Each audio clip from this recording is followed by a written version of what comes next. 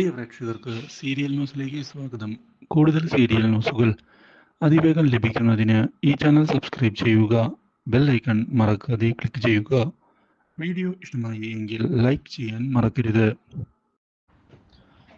ഇനി എന്തു ചെയ്യുമെന്ന ചോദ്യം മുമ്പിൽ ബാക്കിയായിരിക്കുകയാണ്. ഒരിക്കലും ഇങ്ങനെയൊരു വഴിത്തിരിവ് പ്രതീക്ഷിച്ചതല്ല. അതുകൊണ്ട് തന്നെ ഇനി എന്താണ് ചെയ്യേണ്ടത് എന്ന് ആലോചിച്ചുകൊണ്ട് മുന്നിലേക്ക് ദേവബാല പ്ലാനിങ്ങുകൾ കൊണ്ടുപോകുന്നു. ഇതിനിടയിൽ തിരിച്ചടികൾ ലഭിക്കുകയും ചെയ്തതിനെ തുടർന്ന് പോലീസ് സ്റ്റേഷനിലേക്ക് എത്തുന്ന ദേവരാജൻ രക്ഷിക്കുന്നതിന് വേണ്ടിയുള്ള നീക്കങ്ങൾ ആരംഭിച്ചിരിക്കുകയാണ്.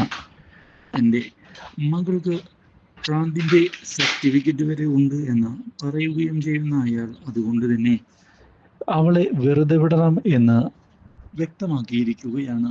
ഇത് കേട്ടതിനെ തുടർന്ന് അങ്ങനെ ഒരു ഭ്രാന്തിൻ്റെ പേര് പറഞ്ഞ് എപ്പോഴും അവളെ ഇങ്ങനെ അഴിച്ചുവിടാൻ പറ്റുകയില്ല. നാട്ടുകാർക്ക് വളരെ വലിയ ശല്യമല്ലേ അത്. അതുകൊണ്ട് തന്നെ ഇതിനൊരു തീരുമാനം എത്രയും പെട്ടെന്ന് തന്നെ ഉണ്ടാക്കണം. അല്ലെങ്കിൽ കാര്യങ്ങൾ ശരിയാവുകയില്ല. മനസ്സിലായോ?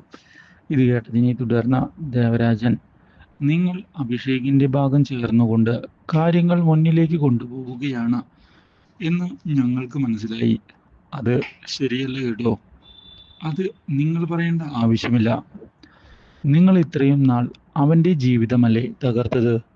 ഇപ്പോൾ അവൻ തിരിച്ചടിക്കാൻ പറ്റിയ സമയത്ത് തിരിച്ചടിക്കുന്നു എന്ന് കരുതിയാൽ മാത്രം മതി.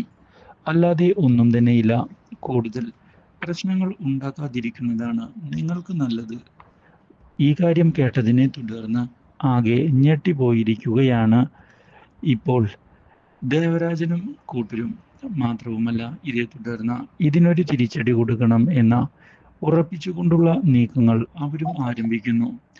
പക്ഷേ ഇതേ തുടർന്ന് പുതിയ നീക്കങ്ങൾ മുന്നിലേക്ക് കൊണ്ടുപോകുന്ന അഭിഷേക് ഒടുവിൽ മടങ്ങിയെത്തിയിരിക്കുകയാണ് ഇപ്പോൾ വീട്ടിലേക്ക്. Do like, share and subscribe.